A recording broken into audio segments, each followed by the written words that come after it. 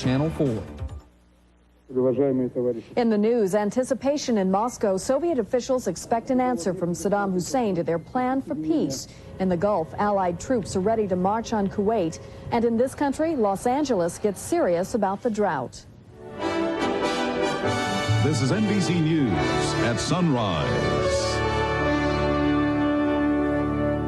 Good morning, everyone. I'm Margaret Larson. This could be the make-or-break day for the Soviet peace plan. Iraq's foreign minister is expected back in Moscow today, fresh from a meeting with Saddam Hussein. As NBC's Ike Siemens reports, Soviet officials have their fingers crossed. Foreign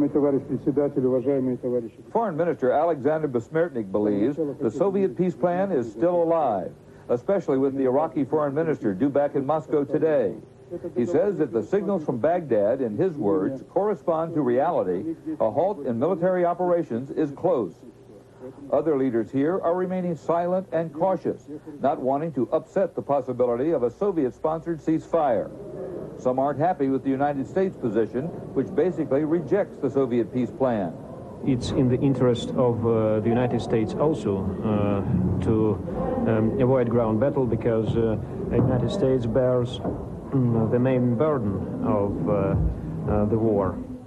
Political commentator Joe Adamov believes President Gorbachev's plan can work. Well, I'm sure Mr. Gorbachev will do everything in his power to convince the Iraqis that the game is actually up, that opposition is absolutely hopeless, that the only thing they can hope for is a bloodbath, after which they'll lose anyway. At the beginning of the week, no one gave the Soviet peace effort much of a chance. But the ground war hasn't started, and the Iraqi foreign minister is expected to return. Good signs to the Soviets. Ike Siemens, NBC News, Moscow. But even if Saddam buys the Soviet plan, it may be a case of too little, too late. President Bush hasn't exactly slammed the door on diplomacy, but he's made it clear he's not interested in waiting while Saddam tries to talk his way out of trouble. Allied troops are ready now, and barring a pretty dramatic turnaround in Baghdad, the order to start the ground war could come at any time. NBC's James Polk is at the Pentagon this morning with more. Good morning, Jim. Good morning. The worry now that America might win the war and lose the peace. The British spoke for the Allies. But nothing has yet happened which would incline us to agree to a ceasefire or pause in the conflict. An echo from congressmen leaving the White House. Saddam Hussein has reached a point where he's thinking about withdrawing and is probably thinking about it just about a day too late.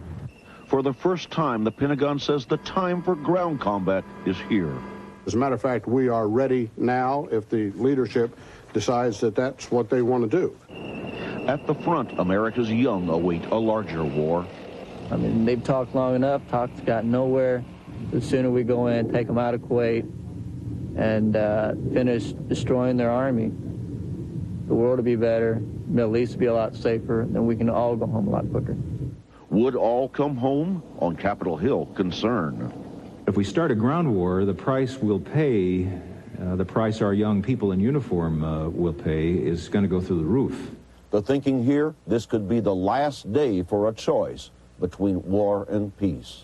Margaret? Thank you, Jim. Mikhail Gorbachev's foray into Persian Gulf politics has done nothing to ease his political problems back home. Tuesday, his chief rival, Boris Yeltsin, went on national television and claimed Gorbachev's thirst for personal power is responsible for the mess the country is in now, and he called on the Soviet leader to resign. This morning, Gorbachev's supporters in the Supreme Soviet accused Yeltsin of trying to start a civil war. One member urged the two men to fight it out on the floor of the legislature and get the long simmering dispute over with once and for all. NASA technicians have found some small cracks aboard the Space Shuttle Discovery, scheduled for flight next month. The mission's commander says he's relieved, not embarrassed, that the problems were spotted just before the vice president's visit set for later today. Commander Mike Coates believes more funding is needed for operational support and spare parts. Discovery's mission has now been scrapped until late April at the earliest. California has been parched by a record drought for the past 5 years, but somehow the city of Los Angeles escaped mandatory water rationing until now. David Garcia of KNBC TV reports on the changes LA residents are facing. Finally, the Los Angeles City Council met the drought head-on, considering a mandatory 10% cutback beginning March 1st, 15% beginning May 1st. It's now been determined that we are in the midst of the worst drought that we have ever seen in Los Angeles. And your committee is recommending some drastic action. While all agreed on the need for mandatory rationing, they balked on the idea of an added drought surcharge, more cost for less water. I don't think that's right. If the people are complying with the request, and that is to conserve water, then they should be rewarded, not asked to pay more money for it. And the council has put developers on notice. Be ready for some kind of cutback on new construction as long as we're in a drought crisis. I believe that if I'm being asked to cut 15%, that a new development that is yet to be built ought to reduce the scope of its demand on our water system as much as I am. Kicking and screaming all the way, but mandatory rationing is now law. David Garcia for NBC News, Los Angeles.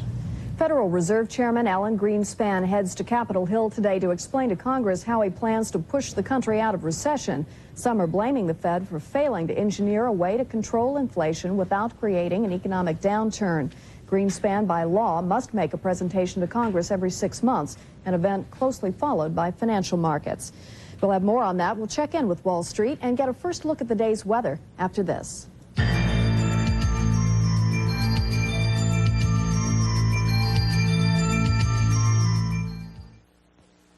I got a phone call this morning from one of our oldest customers. He fired us. After 20 years, he fired us. Said he didn't know us anymore. I think I know why. We used to do business with a handshake, face to face. Now it's a phone call and a fax. Get back to you later, with another fax probably. Well, folks, some things gotta change. That's why we're going to set out for a little face-to-face chat with every customer we have. But Ben, that's got to be over 200 cities. I don't care. Thanks. If you're the kind of business that still believes personal service deserves a lot more than lip service, welcome to United. Larry. Lewis. That's the way we've been doing business for over 60 years. Ben, where are you going? To visit that old friend who fired us this morning. United. Come fly the friendly skies. We bake pearls made of denture material in this blueberry pie to prove how powerfully Efferdent, America's leading denture cleanser, removes this tough stain, even in between. Efferdent, stronger than stains. Next time you're dining out, try something startling. Pick up a packet of Equal. You'll be so surprised by the great taste of the one with NutraSweet, you'll want to buy a box of Equal for the next time you're dining in.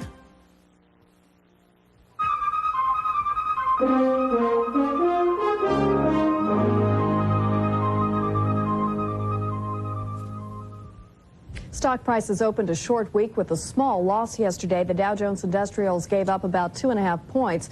Looking ahead to today's market day, here is the Wall Street Journal's Tom Herman. Good morning, Tom. Good morning, Margaret. We reported earlier that Alan Greenspan is expected to speak to Congress today about his economic rescue plan. What's he likely to say? Most of the people I've talked to say he's probably going to repeat his previous forecast, the worst of the recession is over. A lot of people disagree with that, but that's probably what he's going to say again. The key today will be to watch and see what he says the Federal Reserve will do in the future. It's probably going to be very tough to tell that, but he may say that the Federal Reserve has done most of what it has to do and that it may not have to cut interest rates much further. But there are doubters now that the Fed really can do anything about the recession, right? There sure are, but the Federal Reserve probably is going to have to cut rates further.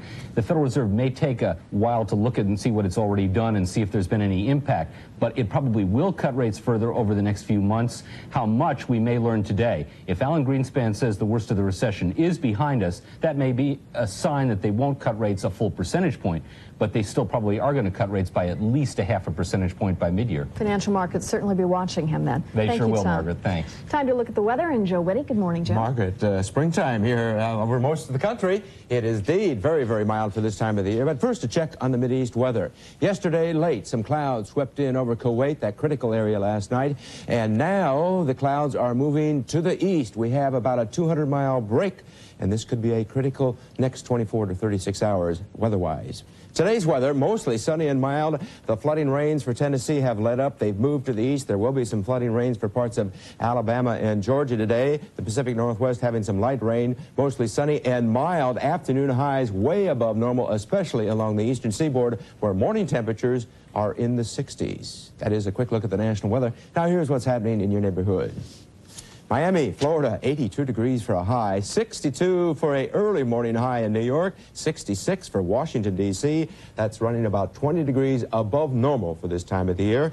Someplace cold, Fairbanks, Alaska, 4 below. In a few more minutes, details on traveling weather. Margaret? We'll check with you then. Thank you, Joe. Coming up, Michael Jordan leads the Bulls to their 7th straight win. Sports is next when we come back.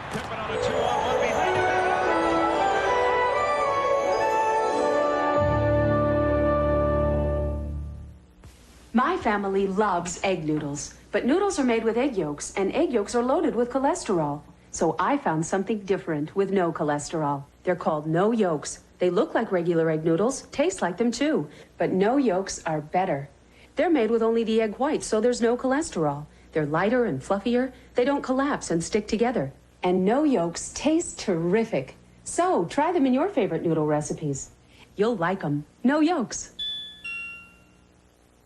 Okay, you're trying to decide between the Jeep Cherokee and the Isuzu Trooper. Let's weigh the facts, shall we? The Isuzu Trooper comes standard with 4-wheel disc brakes and triple skid plates, more cargo space, a larger fuel tank, and more headroom. Oh, and one more. The Isuzu Trooper costs about $1,000 less.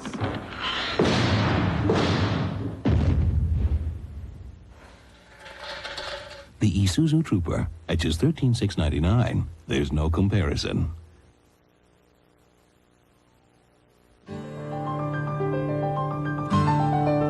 In 1978, Mid-South Dental Centers were established with one purpose in mind: to provide affordable dental care as conveniently as possible. That's still our goal. At our offices, we provide a full range of dental services, and we can even make dentures and partials in one day. Whether you need fillings, crowns, or cleaning, extensive care, or just a routine dental checkup, you'll get the dental care you deserve at an affordable price. That's our business at Mid-South Dental Centers. Channel 4's terrific teachers salutes Will Shelton, a freshman biology teacher and basketball coach at Laverne High School. His students think he's the greatest, a dedicated professional, an entertainer, and a trusted friend. Will sees his role as more than just an educator. He feels a personal obligation to encourage his students to excel. Congratulations, Will. You're a Channel 4 terrific teacher. Baptist Hospital is a proud sponsor of Channel 4's terrific teachers. A new government report says there is no evidence that fluoride causes cancer in humans. The Public Health Service study was begun a year ago after scientists reported that laboratory rats developed a rare form of cancer after being fed high doses of fluoride. In sports, Air Jordan and the Chicago Bulls are still flying high. Thanks to another virtuoso performance by Jordan, the Bulls are now the hottest team in the NBA. Jordan scored 40 points as the Bulls bit the Bullets 118-113. It was Chicago's 7th straight win and the 5th time this season Jordan has scored at least 40. Meanwhile, the Celtics saw their 7-game winning streak end in Phoenix. The Suns burned Boston 109-105. And Magic Johnson had another triple-double for the Lakers, who sailed past Houston 112-103. Magic had 18 points, 17 assists, and 10 rebounds. Elsewhere, Portland won its 12th straight home game. Philadelphia took Seattle in overtime. Milwaukee routed Miami. Atlanta was 18 points better than New York. Indiana defeated Charlotte, and New Jersey jolted Sacramento. In college action, Georgia Tech upset 20th-ranked Virginia. The Yellow Jackets stung the Cavaliers 73-60, and Pete Rose made his first public appearance since being released from prison last month. He gave a speech at a Cincinnati country club last night. This is the first one I've been in street clothes for a long time. Come on. Rose's former team, the world champion Reds, has signed World Series MVP Jose Rio to a 3-year contract worth $9 million. That's sports. The news will continue in just a moment. You're watching NBC News at sunrise. I'm Bryant Gumbel. Later this morning on Today, we'll update you on all the events in the Gulf. I'm Deborah Norville. Also, Anthony Hopkins on his diabolical role in Silence of the Lambs. Later this morning on Today. There are a lot of ways to show your support for our troops in the Gulf War. Here's one very special way: WSMV's Come Home Safe t-shirt. This colorful shirt not only carries a message of hope, but proceeds go to help military families. Designate quantity, sizes, and send $10 for each shirt to WSMV Come Home Safe t-shirt. P.O. Box 80, Nashville 37202. Join Channel 4 in showing our support for those who serve. I'm Demetria Kaladimos, and I'm for the family. Here's some of the stories we're following this Wednesday morning on NBC News at sunrise. Iraq's top diplomat takes Saddam Hussein's answer to the Kremlin, but it may be too late. Desert Storm's ground troops are now bracing for action. Details just ahead. The Bradley fighting vehicle is a machine that brings the high-tech war in the Persian Gulf to the level of the regular infantry. Its manufacturer describes it as America's newest battlefield taxi. NBC's Robert Bazell reports. The main role of the Bradley is to transport 6 soldiers to the battlefield.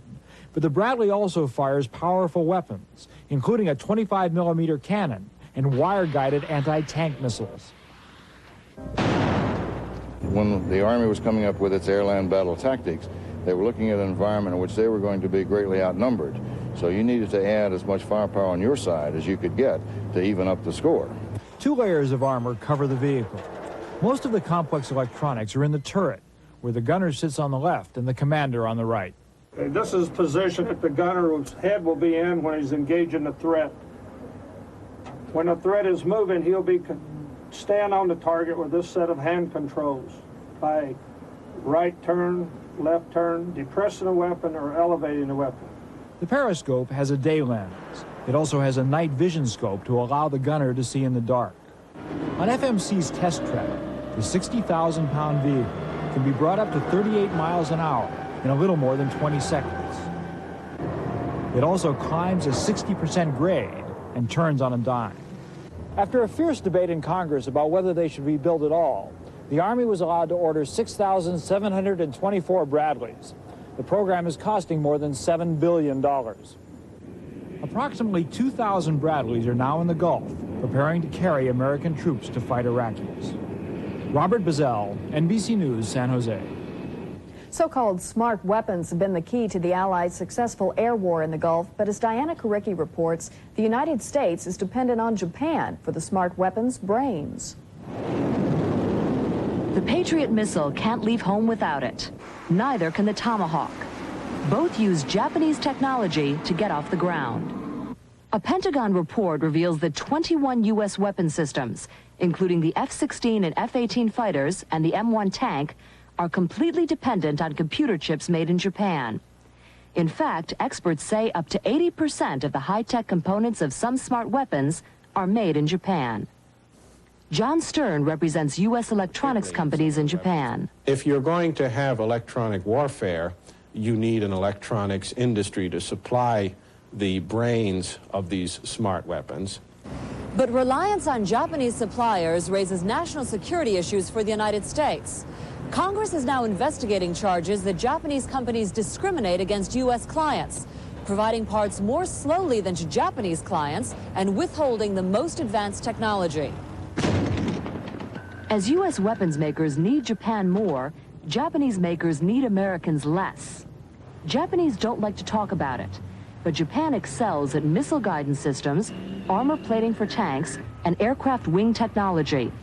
So much so that on an Asian swing last year, Defense Secretary Cheney brought along a list of Japanese weapons he wanted to buy.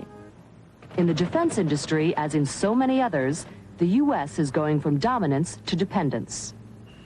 Diana Karicki, NBC News, Tokyo. We'll have more news. Economist Susan Lee on business and Joe Whitty's weather forecast after this.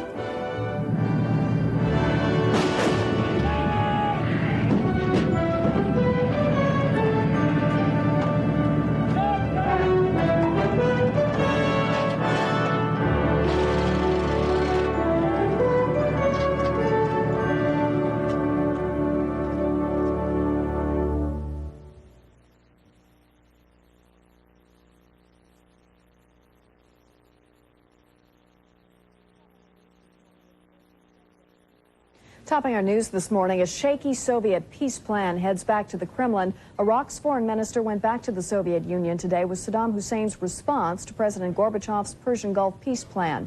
President Bush says the plan falls short of what's required to avert a ground war. Allied commanders appear to be ready to launch that ground war phase of Operation Desert Storm at almost any time. Deborah Roberts joins us now from Saudi Arabia, where the Allied troop buildup has been underway for 6.5 months. Good morning, Deborah. Good morning, Margaret. With no word of an Iraqi pullout from Kuwait, the feeling here in Saudi Arabia is that a ground battle is imminent. Allied troops are just waiting for the word go. There are definite signs in the desert that ground fighting could start any time now. Over the past 24 hours, U.S. combat troops have packed up medical tents and supplies to move them closer to the front lines of battle. Before moving on, some soldiers took time to write letters home. Most recognize it could be their last communication with family for some time. There's no break in the preparation for a ground battle, despite a last-minute peace initiative by Soviet leader Mikhail Gorbachev. These Allied troops are busy along the Saudi-Kuwaiti border, clearing landmines laid by Iraqi soldiers. Helicopters are delivering units north to the front lines, while a convoy of tanks and troops are moving in the same direction to begin the final assault against Saddam Hussein and his army. Combat troops are poised for the battle as if it could start any hour. Some say, Margaret, they're just ready to get it over with. Deborah, thank you. 4 influential U.S. senators are winding up a quick trip to Saudi Arabia and Israel. During their last stop, they looked at some of Israel's war wounds and praised the government there for its restraint. Carrie Glasser reports. The senators got a first-hand look at the Tel Aviv suburb hit hardest by Iraqi Scud missiles. And the damage here, total, it was 7 buildings. We took them off. They said the visit gave them a greater understanding of the courage and restraint the Israeli people have shown during the war. Next stop, an American Patriot missile battery. Senator Sam Nunn, chairman of the Armed Services Committee, praised the soldiers for their first-line defense against Iraqi Scud missiles. I'm real proud of you, and I know the people of Israel are proud of you, too. The senators got a real taste of Patriot defense. During a meeting with Israel's defense leaders, the sirens sounded a Scud attack. 1 missile fell, but there were no reports of casualties or damage. Before leaving, Senator Nunn backed the administration's tough stand against Iraq. All of us want peace, but it's got to be peace that is brought about by the UN mandate being fully complied with, and that means unconditional withdrawal. Until that time, I do not think we ought to have a ceasefire. Carrie Glasser, NBC News, Tel Aviv. Some women imprisoned in Maryland for killing or assaulting abusive men could go free today. Governor William Schaefer commuted the sentences of 8 women yesterday, saying he was convinced they acted in self-defense. Last month, the governor visited dozens of inmates locked up for killing abusive husbands or companions. The environmental organization Conservation International is giving Mexico some financial encouragement to clean up its act. The group will pay off millions of dollars of Mexico's foreign debt in exchange for Mexico's agreement to spend more on conservation. The Bush administration has endorsed these debt-for-nature swaps. When we come back, economist Susan Lee on recession and recovery, and Joe Whitty with the travel weather.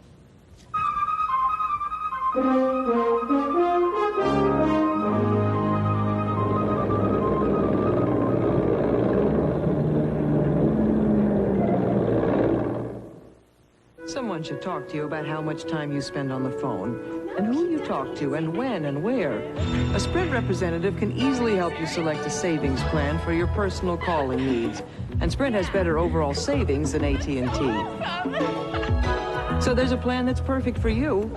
Unless, of course, you're a teenager. I can't believe it. No one's invented the perfect plan for that.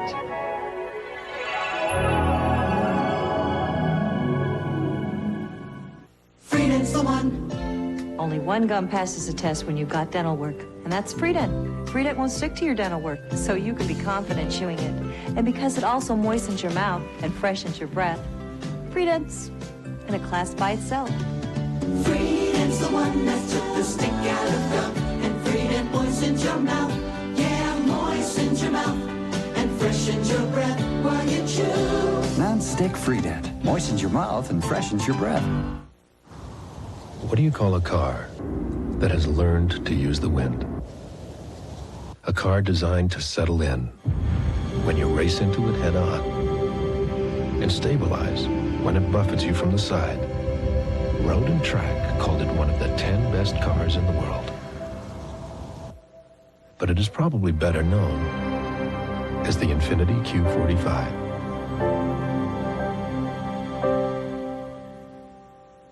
When work's much more than 9 to 5, city to city, take off a ride, relax, renew, restore, revive.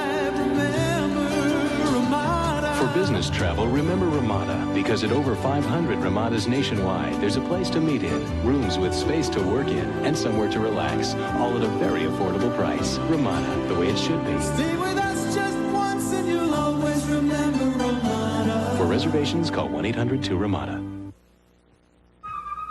This morning's business report is brought to you by Ramada Hotels and Inns. On the economic front, most forecasters are predicting that the recession will be over by the summer. Joining us now, as she does each Wednesday, is Susan Lee. Good morning, Susan. Morning. Is the recession mild and short? No way. The optimism is based on two assumptions. One, that after the Gulf War, consumer confidence will soar and consumer spending will come on like gangbusters. And two, that the Fed can somehow straighten out the credit crunch. I think both these assumptions are wrong. Wrong. Consumer confidence just went by the boards when Iraq invaded Kuwait. Is it as simple as Iraq getting out of Kuwait to regain that confidence? You don't think so? Well, no. I mean, consumer confidence will probably perk right up, and there'll be a lot of optimism at the end of the war, but there won't be any money to spend. Last year, per capita income, adjusted for inflation and taxes, fell. Consumer debt is high, it's growing, and household wealth has been falling for several years. This year, consumers face new taxes, and the fact that the government is running, again, a huge budget deficit means there are going to be more taxes in the future. I don't see where the money is going to come from to mount the spending spree. But the Fed is trying to ease their money policy. Won't that help? Well, the Fed can give all the money at once to the banks, but unless the banks take that money and make loans, the credit crunch will continue. The banks are unlikely to rush out and make loans because they have a lot of bad loans, which has made them cautious, because they have to increase their capital, and because they have to ante up some money to save their own bank insurance fund. Now, is the recession going to be even worse than we've talked about? If it's not short and mild and it lasts a little bit, that's one thing. Right. If it lasts for a year or two, that's another thing. Well, it could be worse. What I'm saying is it will certainly be longer than this summer. I think you can bet on that. Through how long? Well, if we're lucky, it'll be over maybe by Thanksgiving, maybe Christmas, but it could even be longer. The rally in the stock market? False Don't signal? pay any attention to it. In the middle of the 1973 recession, the stock market rallied, and of course the recession went whoa, and the market went, oh, sorry. I wouldn't pay too much attention. Okay, thank you, Susan. Time to check the travel weather now. Joe Whitty is with us. Joe? Thank you very much. Another stormy day for parts of the south where they've had some flooding rains. Take a look at the time-lapse action on the satellite photograph, and you'll see there's lots of moisture flowing up from the Gulf of Mexico right over where they don't need it. Louisiana, Mississippi, and Alabama. Expect some strong thunderstorms there. And that means airport delays again for your travelers headed for places like Atlanta, a very busy airport. And we have some light rains for Boston, New York. Mild temperatures, though. Don't bring a winter coat. Temperatures in the 60s early in the day. Buffalo down to 48 degrees. Mild over the Central Plains states with plenty of sunshine. Light rain for the Pacific Northwest. California still remains high and dry. And, of course, for the Middle East, a critical next 24, 36 hours weather-wise for the satellite photograph. Looks like the clouds will ease off to the east. That's my latest. Have a safe trip. Thank you, Joe. Here again are the latest developments in the war in the Persian Gulf. Allied warplanes bombed Baghdad for the second straight night. Reports tell of a 4-hour Allied air raid that lasted into the early morning. Meantime, the preparations for a ground war continue, with troops just waiting for the word go. And Iraq's Foreign Minister Tariq Aziz is due back in Moscow today with Saddam Hussein's answer to the Soviets' peace plan for the Gulf War. That's NBC News at Sunrise for this Wednesday morning. I'm Margaret Larson. Have a great day. We'll see you tomorrow.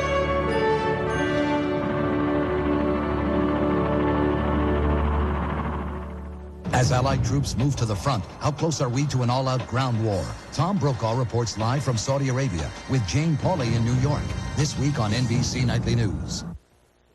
Hey, coming up March 2nd and 3rd for 20 hours straight, this station's going to sock you the old 1-2 with 21 singers, 32 dancers, 14 funny men, 8 novelty acts. No, that's 2 magic acts, 3 juggling acts, 6 acrobats, 1 animal act. 0 animal acts. Cut the poodle. Right, 17 movie stars, 27 television stars, 14 music stars, 400 local stars. Only